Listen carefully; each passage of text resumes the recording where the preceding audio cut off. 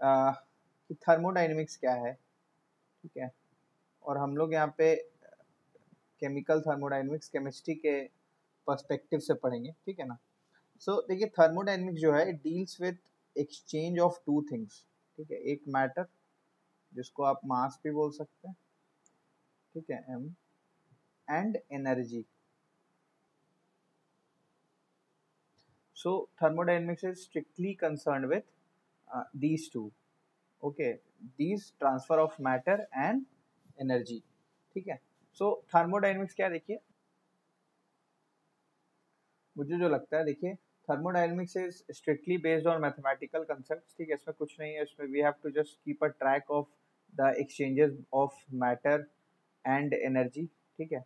So we do not have to worry about the underlying concepts और underlying process, ठीक है, कि अंदर में क्या हो रहा है मैटर के।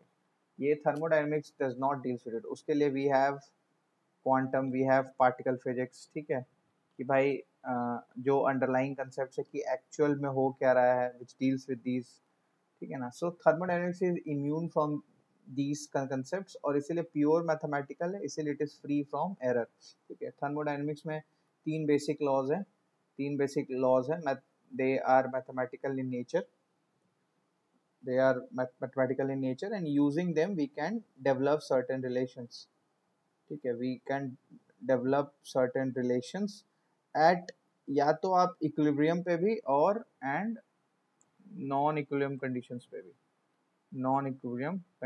भी, बट जो सिलेबस है वो स्ट्रिक्टली डील करता है at all the conditions at equilibrium, ठीक है, मतलब deriving certain relations at equilibrium conditions, ठीक है। तो पहले हम let's try to understand some term। The first term here is system। ये सब देखिए, ये सब तो इजी है, ठीक है, ये सब सिंपल है, ये आप कोई भी बुक से फॉलो करेंगे। आई होप कि most of you know about it, तो ये सब मैं जल्दी जल्दी पार करूँगा, ठीक है। ठीक है, तो हम लोग सिस्टम आते हैं, ठीक है। सिस्टम जो है विच इज़ अंडर ऑब्जर्वेंस, ठीक है, विच इज़ अंडर ऑब्जर्वेंस, मतलब जहाँ पे एक्सपेरिमेंट हो रहे हैं। सपोज करिए कि ये एक फ्लास्क है, इसके अंदर कुछ गैसेस हैं, तो ये अपना सिस्टम हो गया, ये अपना सिस्टम हो गया। यूनिवर्स का वो part other than system is called surroundings, and the interface, ये जो इंटरफेस है ना which separate system and surroundings, this is known as boundary,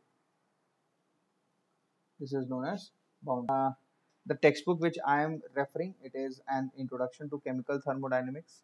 मैं लिख देता हूँ, वैसे भी जितने भी मेरे रीजन और interface separating the system from surrounding is called, कोई किताब अच्छी लगती है तो उससे पहले an introduction to chemical thermodynamics by R P. Rastogi sir and R Mishra sir, ठीक है। तो किसी को भी कोई अगर टेक्स्ट बुक में कौन से रेफर कर रहा हूँ जाननी है, so this is the text book. अब भाई देखो, boundary can be of various types, ठीक है। रिजिड बाउंड्री क्या होती है? Rigid boundary is such a boundary which is fixed in nature. Suppose कि एक वॉल है या एक थर्मसी आपके पास, उसकी जो वॉल है वो फिक्स है, so that will be a rigid boundary. What is an impermeable boundary? An impermeable boundary is जिससे कि मैटर का पैसेज नहीं होगा, ठीक है, which prevents the passage of matter. मतलब मैं इसको ऐसे भी लिखता हूँ कि डीएम जो है वो जीरो होगा, मतलब चेंज इन एक्सचेंज इन मास, मतलब ये चेंज इन मास जो है वो जीरो होगा। इसका मतलब क्या है कि मैटर का ट्रांसफर नहीं हो रहा। क्या एनर्जी का ट्रांसफर हो सकता है? जी हाँ, एनर्जी का ट्रांसफर हो सकता है। परमिएबल क्या होता है? परमिएबल वो होता है जिससे कि मैटर का ट्रांसफर हो जाए, तो जैसे मैटर का ट्रांसफर होगा एनर्जी की भी ट्रांसफर होगी, ठीक है। ये तो इसका कॉन्सिक्वेंस है ना भाई। अगर if matter is getting transferred, ठीक है, अगर मैटर इज गेटिंग ट्रांसफर्ड तो वो एक है कि energy will also be transferred, ठीक है, एनर्जी भी ट्रांसफर होगी। You can not stop the transfer of energy, but reverse is not true. याद रखिएगा, रिवर्स इज नॉट ट्रू। अगर कहीं एनर्जी के ट्रांसफर हो रहा है, इसका मतलब ये नहीं कि मैटर का भी ट्रांसफर हो, ये कॉन्सिक्वेंटली फॉलो नहीं करता, बट दिस रिलेशन फॉलोज कि अगर मैटर का ट्रांसफर हुआ है तो एनर्जी का भी ट्रांसफर होगा, ठीक है। So this is about permeable. Then we have adiabatic. Adiabatic वो है जिसमें कि मैटर का भी ट्रांसफर नहीं होता और एनर्जी का भी ट्रांसफर नहीं, ठीक है। So adiabatic wall is this in absence of any external force, ये this is very important, in absence of any external force. In absence of any external force, there is neither transfer of matter nor energy in case of an adiabatic boundary. And then we have last, which is diathermal, which is also known as diathermic wall. And इसमें क्या होता है, इसमें होता है कि energy का transfer होता है, ठीक है, और मैटर का ट्रांसफर नहीं होता, जो मैं बता रहा था केस कि दिस अगर if energy is getting transferred, it does not mean that matter is also getting transferred. लेकिन vice versa is not true. If matter is getting transferred, then it is consequent that there will be transfer of energy from one boundary to another boundary. All right. On the basis of system, surrounding, and boundary, we have three types of system. ठीक है, experimental system. First is open system, and open system is enclosed by permeable wall. ठीक है, अब देखो हो क्या रहा कि this is my first video, so हो सकता है कि I might not sound well, और हो सकता है कि मेरी राइटिंग उतनी अच्छी ना हो, सो धीरे धीरे तो सब इम्प्रूव करते हैं, आई विल इम्प्रूव टू, सो ऐसे ही है बस, ठीक है। अब ओपन सिस्टम क्या है, ओपन सिस्टम में परमिएबल वॉल होते हैं, तो परमिएबल वॉल होंगे तो क्या होगा, there will be an exchange of energy, so DM will not be equal to zero, क्योंकि कुछ ट्रांसफर होगा, और इसीलिए क्योंकि DM will be not equal to zero, तो there will be an exchange of energy too. Close system क्या है, in close system we have impermeable wall. Impermeable wall, impermeable wall मतलब क्या, we have diathermal wall, we have diathermal wall, we have diathermal wall, that is that dE will be not equal to 0, there will be transfer of energy, but there will be no transfer of matter across the boundary. An isolated system, I think you all have guessed it, this system has adiabatic walls. This system has adiabatic wall, that is neither transfer of energy nor mass can be exchanged across this boundary, और तो इसीलिए क्या होगा इसमें कि it will D equal to zero and D M will be equal to zero, ठीक है। D और डी एम क्या होता है, चेंज। सो मेरे छोटे भाई बहन है वो अगर देख रहे हैं तो डी क्या है, दिस इज चेंज, ये भी आप लोग जानते ही होंगे, and this is change, so change in mass and change in energy will be zero. So adiabatic is complete, completely free, completely independent from the surroundings, adiabatic walls, right। Next आते हैं, next और जो concept है, we have thermodynamic variable. देखिए कोई भी system को define करने के लिए we need some measurable quantities, ठीक है, we need some measurable quantities, measurable quantity. Suppose कीजिए कि मैं बताना चाहूँ कि देखिए मैं कोई फैट शेमिंग नहीं कर रहा हूँ, मैं खुद ही थोड़ा सा ओवरवेट हूँ and I am trying to lose some weights, लेकिन मान लीजिए कोई आदमी, मतलब मैं, हम लोग कैसे जज करेंगे कि somebody इज फैट और नॉट, और somebody इज ओवरवेट और नॉट, ठीक है, फैट, फैट सही वर्ड नहीं है, सॉरी, फैट हटा देता हूँ, ठीक है। कैसे हम जज करेंगे कि somebody इज ओवरवेट और नॉट, ठीक है। सो हम लोग को we will need some observable quantities, जिसको which can be measured, which can be quantified, ठीक है, जिसको हम लोग क्वांटिफाई कर सकते हैं, जैसे वेट, वेट इन किलोग्राम्स, कि भाई हाँ ठीक है, एक थ्रेशोल्ड मैंने दे दिया कि for for for such and such heights the weight should be in between this range, ठीक है, weight should be in between this range, ये हम दे सकते हैं। और क्या दे सकते हैं हम लोग, थिकनेस और बॉडी मेजरमेंट से प्रूफ कर सकते हैं, ठीक है, हम लोग thickness of biceps, thickness of thighs, waist की मेजरमेंट से वी कैन प्रूव कि हाँ कोई बंदा ओवरवेट है कि नहीं, ठीक है। सो मतलब क्या कि किसी भी सिस्टम को प्रॉपरली अंडरस्टैंड करने के लिए we need some measurable quantities. वैसे ही किसी सिस्टम को उसके उसकी प्रॉपर्टी समझने के लिए, उसका थर्मोडायनेमिक स्टेट समझने के लिए, किसी भी सिस्टम किस स्टेट में, हम लोग देखेंगे आगे किस स्टेट में, उसके लिए we need some measurable quantities, and these are known as thermodynamic variables, these are known as thermodynamic variables, जैसे प्रेशर। ये सब टर्म्स आप लोगों को पता ही है तो मुझे बताने की जरूरत नहीं। Pressure is force by area, ठीक है। Then we have volume and we have quantity. Quantity के लिए in for gases we use number of moles, ठीक है। नंबर ऑफ मोल्स आपको पता ही है, this is weight by atomic weight, ठीक है। This is all. अगर पार्टिकल्स के टर्म में दिया तो number of particles by Avogadro numbers, ये होता है number of moles. Then we have temperature T and we have W work, how much work is done, and then we have Q heat transfer कितना हुआ है, heat gain, heat loss कितना हुआ. So these are all thermodynamic variables. These are some quantities which is helpful in defining the state of a thermodynamic system under question. जो भी thermodynamic system under question उसका state define करने में help करेगा ये thermodynamic variables. Now next topic is sign convention. Often we get confused while using while studying physical, मतलब thermodynamics जब हम लोग फिजिक्स में पढ़ते हैं और केमिस्ट्री में पढ़ते हैं तो जो साइन कन्वेंशन है वो क्या होता है, वो एक्सचेंज हो जाता है, ठीक है। सो इसीलिए we often face problem, some students को यही डाउट रहता है, तो ये डाउट हमें रखना नहीं है। हम साइन कन्वेंशन हम ऐसे समझेंगे कि see there are two methods to make any energy change of a system, ठीक है। Energy change of a system, suppose कीजिए कि मैं हूँ ये एक आदमी, ठीक है। मैं इसका एनर्जी लेवल, मेरा कुछ एनर्जी लेवल है अपना ई नॉट, मैं अपना एनर्जी लेवल अगर चेंज करना चाहूँ, so there are two ways of it. एक तो मेरे फादर आए, ठीक है, फादर आए और फादर फादर आए और फादर के हाथ में एक स्टिक हो और वो स्टिक से मुझे पीटे, मतलब ये ही does some work on me कि भाई जाके कुछ काम कर ले, जाके पढ़ ले, ठीक है। सो अगर आप पे वर्क हो गया, work done on the system, और ये कैसा वर्क होगा, of course this is done externally by some others, तो ये एक टाइप का एक्सटर्नल वर्क होगा। So it can increase my energy. अब मैं ई नॉट पे जो था, मैं आइडियली रेस्ट कर रहा था, it can increase some energy, it will increase my energy. मेरा अब स्टेट हो जाएगा E1 which will be E naught plus something, which will be E naught plus something. Or there is another way कि my father puts in money, give me money, भैया लो तुम 1000 रुपए लो, रखो pocket money. So this is the heat that I am talking about. मुझे heat मिला, अब मेरी energy level कुछ और हो गई कि भाई अब तो पैसे हैं, चलो भाई मैं I will call my friends और उनको बोलूँगा कि लेट्स मीट समवेयर, ठीक है, मतलब अब कुछ पार्टी वगैरह करते हैं, तो मेरी एनर्जी अपने आप बढ़ गई।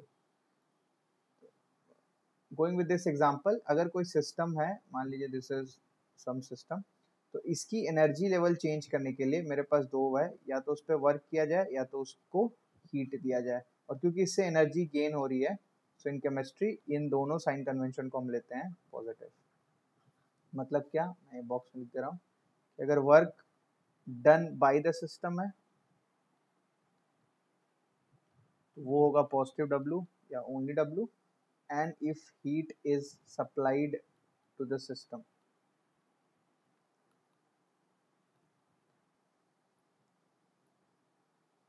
ठीक है, work is done on the system, ठीक है। एक्सटर्नल वर्क आप पे किसी ने किया है, एक्सटर्नल वर्क किया है किसी ने सिस्टम पे, so that will be taken as plus W। कोई डाउट नहीं है ना यहाँ पे, work done on the system, अगर सिस्टम पे वर्क डन हो तो that will be plus W, और if heat is supplied to the system that will be plus Q। जिससे क्या होगा, जिससे एनर्जी लेवल उस सिस्टम की गेन होगी, जो उसकी इंटरनल एनर्जी लेवल है, जो उसकी इंटरनल एनर्जी है, दैट विल इंक्रीज, ठीक है।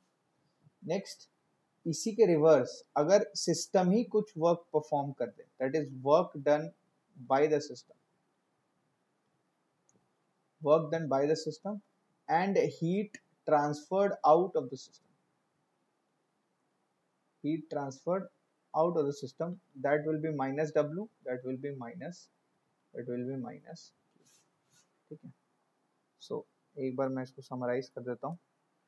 क्या, देखिए, एनर्जी किसी सिस्टम की कैसे इंक्रीज हो सकती है, या तो उस पर कोई वर्क कर दे या तो उसको हीट मिल जाए, ऐसे ही हो सकता है। एनर्जी इंक्रीज के लिए मैं डेल यूज कर सकता हूँ, ठीक है।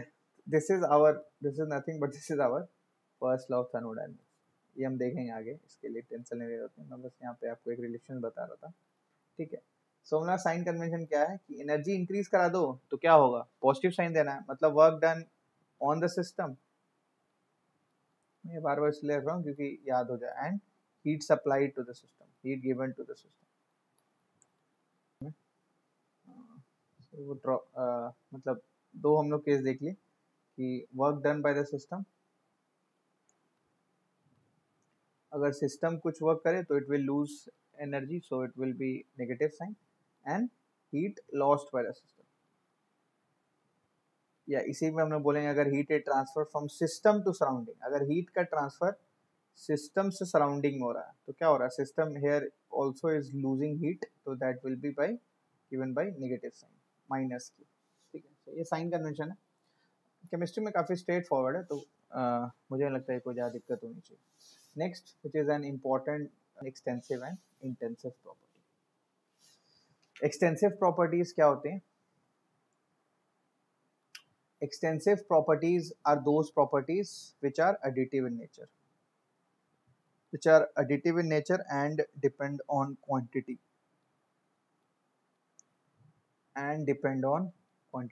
For example, समझिए मास, अगर मैं एक आइस क्यूब लूँ, ठीक है, और इसका मास मान लो 1 किलोग्राम, और मैं 2 आइस क्यूब ले लूँ, तो of course it will get added और ये 2 kg हो जाएगा। सो मास जो है it is dependent on quantity and is additive, आप जोड़ोगे ऐड हो जाएगा। सो this is extensive property, mass. Similarly volume, same example मैं दे सकता हूँ, ठीक है। So volume is an extensive property. Similarly number of moles, ये तो क्वांटिटी का मेजरमेंट ही है, तो ठीक है, ऐड आप करते जाओ, ऐड होते जाएगी, और दिस एडिटिव, तो ये नंबर ऑफ मोल्स होगा। सिमिलर एक प्रॉपर्टी होती है एनर्जी, की, ठीक है, मैं यहाँ पे लिख देता हूँ। I hope you are getting some idea, ठीक है। एक्सटेंसिव प्रॉपर्टी क्या है? मास। समझने के लिए हम लोग को पता है कि these properties are additive plus they are based on quantity, जैसे मास, जैसे वॉल्यूम, जैसे energy, number of moles, free energy. Energy का ही टाइप है, जी से डिपेंड करते हैं, जो लोग पढ़े हुए हैं they are very familiar with these are thermodynamic standard terms, ये हम लोग बाद में समझेंगे, लोड लेंगे जो होती है। एंट्रोपी इससे रिप्रेजेंट करते हैं। सिमिलरली इंथैल्पी,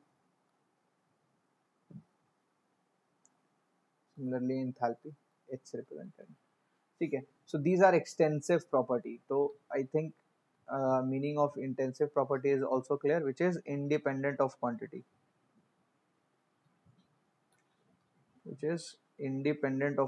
ठीक है। इंटेंसिव प्रॉपर्टी जो है ना, वो क्वांटिटी पे डिपेंड नहीं करती है, ठीक है, that is free from quantity. जैसे molar volume,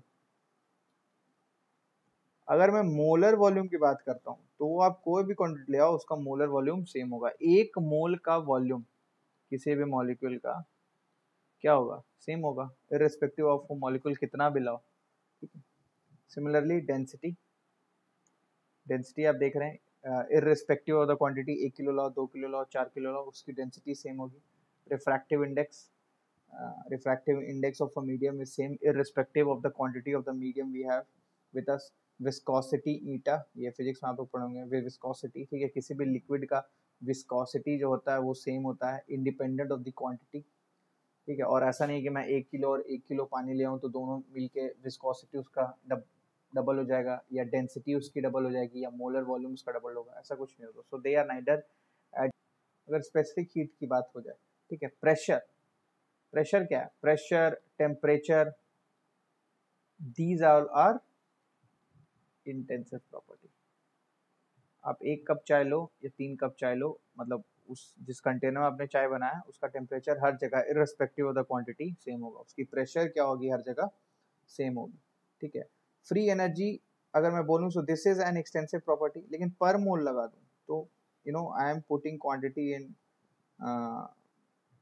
denominator, so this will be intensive. This will be independent of quantity, क्योंकि पर मोल हम लोग डिफाइन कर रहे हैं, ठीक है। सिमिलरली वैसे बॉइलिंग पॉइंट, डाइलेक्ट्रिक कांस्टेंट, सो बहुत सारे एग्जांपल है of extensive property and intensive property, but I hope you all have got an idea. और कुछ हम लोग प्रॉपर्टीज देखते हैं, of intensive and extensive properties, ठीक है। कुछ कुछ उसके कुछ प्रॉपर्टीज देखते हैं which is very important specially for my graduate friends, कि suppose x is an extensive property and y is an intensive property, then y by x, that is intensive property by extensive property. The ratio of intensive and extensive property is an extensive variable, is an extensive variable. जो ratio होगा ना intensive by extensive का, ये एक extensive variable होगा, ठीक है। Next, if x is also extensive and y is also extensive, so this will be an intensive variable, means x by y जो होगा वो एक इंटेंसिव वेरिएबल होगा, ठीक है। आप नोट्स इसका लेते रहना। वैसे if the text book that I have shared, अगर आपके पास वो है तो मैं कहीं बियॉन्ड से नहीं पढ़ा रहा हूँ, ठीक है। I have learn from it also, I have learn from that book only. और बाकी मैंने कुछ यूट्यूब चैनल से अपने जो ओल्ड नोट्स हैं और भी कोई कोई बुक्स हैं मैं रेफर करता हूँ जितना समझ में आता है, ठीक है। So if x is an extensive property and y is an extensive property, so x by y जो होगा that will be an intensive variable. For example, if we talk about molarity, ठीक है। molarity हमें पता है, molarity of a solution is given by number of moles of solute, पूरा मैं नहीं लिख रहा हूँ, number of moles of solute in a solution by volume of the solution. So number of moles क्या है? Number of moles is an extensive property, volume is an extensive property, but molality क्या है? आप बताओ। Molality is it dependent on quantity, या if molality is additive in nature? नहीं, molality is not simply the sum of, अगर आप कोई m1 molar और m2 मोलर सोल्यूशन मिलाओगे, so the molality of the solution will not be m1 plus m2, ठीक है। ये m1 प्लस m2 नहीं होगा उस सोल्यूशन का, ठीक है। और मोलालिटी, मान लो मैं एक 4 मोलर सोल्यूशन लेता हूँ, ठीक है, और मैं किसी भी जगह एक्सपेरिमेंट कर दूं, मान लो ये लेवल है तो मैं इस लेवल पे एक्सपेरिमेंट करूं या मैं यहाँ से कुछ पार्ट उठाऊं सॉल्यूशन का, it will only be 4 molar, ठीक है। So it does not depends on quantity and it is also not additive, and it is the ratio of two extensive properties, number of mole और volume. Similarly मैं इसको हटा रहा हूँ, है ना, ये प्रॉपर्टीज को। सिमिलरली अगर हम देखें मोल फ्रैक्शन, अगर हम देखें मोल फ्रैक्शन, तो मोल फ्रैक्शन इज व्हाट, एक कोई गैस का mole by total mole, suppose कि देयर आर n गैसेस, तो n moles, so this number of moles is extensive, total number of moles is extensive, but the ratio will come out to be an intensive property. आखिर देखो ना, mole fraction किसी अगर mixture of gas का आप कहीं से बुटाओ, mole fraction तो सेम होगा ना, प्रॉपर मिक्सिंग हो जाती है, ये गैस की प्रॉपर्टी है, मोल फ्रैक्शन क्या होगा, सेम होगा। सो मोल फ्रैक्शन इज एन क्या प्रॉपर्टी है, ये this will be an intensive property, ठीक है। तो मोल फ्रैक्शन एक इंटेंसिव प्रॉपर्टी। और भी कुछ कुछ प्रॉपर्टीज होते हैं, जैसे कि अगर x is extensive and y is also extensive, ये सब उसको याद करने की जरूरत नहीं है, समझ में आता है हमें। तो x प्लस वाई भी क्या होगा, एक्सटेंसिव, ठीक है। दो एडिटिव प्रॉपर्टीज, अगर दोनों को ऐड करेंगे तो that will be an extensive property, ठीक है। और मैंने ये बता दिया कि अगर x is extensive, sorry, if x is extensive और y is extensive, तो x by y जो होगा that will be an intensive property, and I have given certain examples to you all too, ठीक है। So I hope intensive and extensive properties आपको clear होगी, thermodynamic variables आपको clear हुआ होगा, और ये सब कुछ है भी नहीं यार, ये सब तो मतलब सबको क्लियर होता है, these are all basic, ठीक है।